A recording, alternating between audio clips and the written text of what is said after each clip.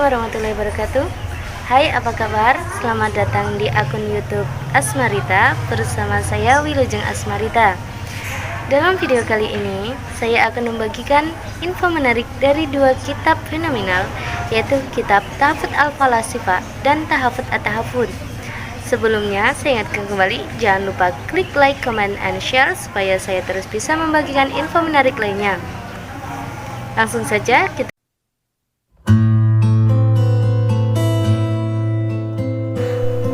Abu Al-Walid Muhammad bin Ahmad bin Muhammad sangat terkenal di dunia Islam. Ia tidak saja dikenal sebagai ahli fikih. Salah satu kitabnya yaitu Bidayat Al-Mujtahid dan Al-Muqaddimat. Ibnu Rushd juga dikenal sebagai seorang filsuf Islam. Salah satu karyanya fenomenal dalam bidang filsafat adalah Tahafut At-Tahafut. Kitab ini ditulisnya sebagai bantahan dan kritikan atas kitab Al-Ghazali yang berjudul Tahafut Al-Falasifah. Tak ada catatan persis kapan Ibnu Rushd menulis kitab Tahafut At-Tahafut.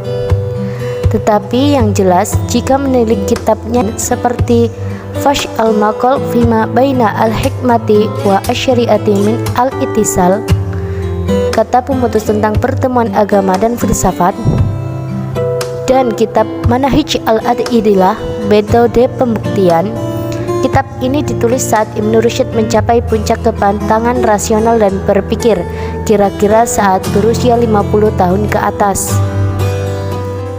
Indikasi kematangan ini misalnya terlihat tatkala Ibnu Rushd menggunakan kata yang sama untuk nama bukunya sebagaimana Al-Ghazali, yaitu tahafut, yang berarti kontradiksi atau keruntuhan. Ibnu Rushd tidak secara gamblang menyebutkan kontradiksi siapakah yang dimaksud, tetapi cukup disebutkan dengan Tahafut At-Tahafut, bukan Tahafut Al-Ghazali, sebab tidak semua asumsi Al-Ghazali dibantah oleh Ibnu Rushd. Namun, banyak pihak meyakini bahwa karya itu dimaksudkan atas bantahannya terhadap Al-Ghazali yang menyatakan tentang keruntuhan filsafat. Hal serupa juga terlihat dalam karya Al-Ghazali dengan menyebut karyanya Tahafut Al-Falasifah. Penamaan tersebut dimaksudkan Al-Ghazali untuk menyerang keprofanan pemikiran para filsuf, terutama dalam beberapa persoalan filsafat, ketuhanan, dan kosmologi. Al-Ghazali tidak menyerang keseluruhan pemikiran filsafat, namun ia menganggap ada sesuatu yang salah dengan pemikiran filsafat yang dikemukakan banyak orang pada saat itu. Tentu saja tidak tepat memosisikan Al-Ghazali antipati terhadap filsafat secara total. Begitu pula mengklaim bahwa Ibnu Rushd mengkritik keseluruhan bantahan Al-Ghazali atas filsafat. Sebab, sebagaimana dijelaskan oleh Sulaiman Dunya dalam pengantar atas terjemah kitab Tahafut Al-Falasifah, kitab Al-Ghazali ini ditulisnya ketika ia dalam fase skeptis ringan, yakni ketika ia belum mendapatkan petunjuk pada hakikat kebenaran sejati. Hal ini diungkapkan sendiri oleh Al-Ghazali dalam mukadimah kitab tersebut dengan berkata, "Kami tidak menetapkan dalam buku ini kecuali mendustakan mazhab mereka. Sedangkan untuk mengafirmasi mazhab yang benar, kami akan menyusun sebuah buku yang kami beri judul Qawaid Al-Aqaid. Dengan buku tersebut kami bermaksud melakukan afirmasi sebagaimana kami bermaksud melakukan dekonstruksi dengan buku Tahafut." Jadi, kata Sulaiman Dunya, kitab Tahafut Al-Falasifah Al-Ghazali tidak bisa dijadikan sasaran untuk membantah atau menyerang Ibnu Rushd, melainkan para ahli filsafat. Dalam karya itu, Al-Ghazali justru menyerang pandangan para filsuf barat yang keliru dalam memahami keazalian Allah, ujarnya. Sementara itu, Ibnu Rushd dalam karyanya ini mengungkapkan faktor yang menjadikan pemicu kritik Al-Ghazali atas filsafat adalah Ibnu Sina yang tidak menjabarkan secara komprehensif, terutama filsafat ketuhanan dan kosmologi. Sehingga pada dasarnya kitab ini pun selain ditujukan sebagai sanggahan tahafut al-falasifah, secara tak langsung juga membantah pemikiran Ibnu Sina. Jika ditelusuri lebih jauh, terdapat perbedaan antara Ibnu Rushd Al-Farabi dan Ibnu Sina pada pengaruh ide-ide Neoplatonisme. Ia lebih sedikit dipengaruhi oleh ide Neoplatonisme. Ia menolak ide penciptaan dari tiada dan menetapkan keabadian materi. Kekufuran. Dalam kitab ini, Ibnu Rushd menyanggah asumsi Al-Ghazali dalam kesimpulannya. Al-Ghazali menetapkan 20 persoalan, 17 masalah diantaranya oleh Al-Ghazali dikategorikan bid'ah. Di akhir bukunya, ada 3 perkara disimpulkan Al-Ghazali akan menyebabkan kepada kekufuran. Ketiga hal tersebut yaitu pendapat filsuf bahwa alam itu azali atau qadim, eternal in the past, pendapat filsuf bahwa Tuhan tidak mengetahui hal-hal partikular, juz'iyat, dan terakhir adalah paham filsuf yang mengingkari adanya kebangkitan tubuh di hari akhir. Menariknya, ketajaman berpikir Ibnu Rushd dengan menggunakan akal rasional dapat diselaraskan dengan penafsiran agama secara rasional. Sekalipun interpretasi yang dihasilkan tetap sejalan dengan sumber agama, yaitu Al-Quran dan Sunnah. Bahkan Ibnu Rushd tak senggan bersimpulan dalam kajiannya dan menegaskan bahwa para filsuflah yang mampu menguak rahasia Al-Quran dan mentakwilkannya. Ibnu Rushd berusaha melakukan klarifikasi atas persepsi Al-Ghazali. Pembelaan terhadap para filsuf dilakukan dengan mengklarifikasi keberadaan filsafat dan merumuskan harmonisasinya dengan agama. Menurut Ibnu Rushd, syariat merupakan jalan hidup yang benar, maka tentu menyeru mempelajari sesuatu yang benar pula. Tidak terdapat pertentangan antara syariat dan filsafat. Bahkan agama menyuruhkan umat manusia untuk berpikir dan berfilsafat. Karena sejatinya kebenaran tidak akan berlawanan dengan kebenaran yang lain.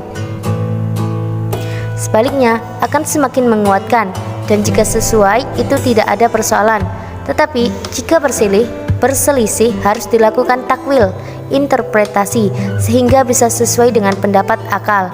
Terdapat beberapa ayat yang menyerukan penggunaan akal untuk simalkan peran akal, di antaranya Quran Surat Al-Hishr ayat 2, Quran Surat Al-Ghasyiyah ayat 17, dan Quran Surat Al-Imran ayat 191. Box polemik eksistensi alam dan Tuhan oleh Nasih Nasrullah. Yang disampaikan Ibnu Rushd mengisyaratkan bahwa inti perbedaan atau kritik atas filsafat terjadi karena perbedaan interpretasi dan sudut pandang, terutama mengenai 3 pokok utama yang dipersoalkan oleh Al-Ghazali dan bisa menyebabkan kafir. Terkait dengan alam adalah eksistensi yang qadim dan azali. Misalnya Ibnu Rushd berpandangan perbedaan hanya bersifat tekstual dan tidak menyentuh substansi khilaf. Bagi Ibnu Rushd, sejumlah analisis tentang eksistensi alam tidak bertentangan dengan Al-Quran. Interpretasi yang ada tidak menafikan tentang Allah sebagai pencipta alam. Ada 3 kategori wujud eksistensi yang masyhur dipahami, yaitu eksistensi yang muncul akibat pengaruh dan diwujudkan oleh faktor eksternal. Sifatnya pun tak terdiri sendiri karena terdiri dari bahan tertentu dan didahului oleh dimensi waktu. Termasuk kategori ini antara lain air, tanah, dan benda-benda alam lainnya. Sedangkan kategori eksistensi kedua adalah negasi dari poin pertama.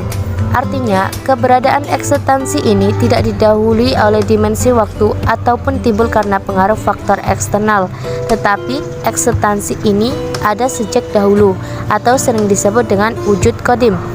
Kedua kategori ini hampir tak dipersoalkan di kalangan filsuf dan para ahli kalam mutakallimin. Lantas, di manakah sisi perbedaannya? Yang jadi perdebatan adalah eksistensi ketiga, yaitu eksistensi yang tidak berasal dari sesuatu dan tidak didahului oleh dimensi waktu. Akan tetapi keberadaannya dimunculkan oleh zat yang sang Khalik. Dalam konteks ini, yang dimaksud adalah keberadaan alam semesta. Menurut Plato, waktu dan eksistensi bersifat terbatas. Artinya, keberadaan alam tidak sama dengan sifat dahulu yang dimiliki zat qadim. Itu perbedaan dengan pandangan Aristoteles yang beranggapan waktu dan eksistensi qadim tersebut tidak terbatas. Hampir sama dengan eksistensi baru wujud muhdats, yang artinya ditegaskan oleh Ibnu Rushd. Sifat dahulu yang dimiliki oleh alam tidak sama dengan sifat qadim yang dimiliki Allah. Sebab mustahil penciptaan dilakukan dari titik nihil Adam, karena alam juga bersifat dahulu, sekalipun memang tidak sejajar dengan qadimnya Allah. Argumentasi ini diperkuat dengan nukilan ayat Al-Quran. Ibnu Rushd menyebutkan diantaranya Quran Surat Al-Hud ayat 7, Ibrahim ayat 48. Dengan demikian, gagasan tentang alam bersifat dahulu permulaan tidak berseberangan dengan Al-Quran. Sekian dari informasi yang dapat saya sampaikan. Sampai jumpa, semoga bermanfaat. Wassalamualaikum warahmatullahi wabarakatuh.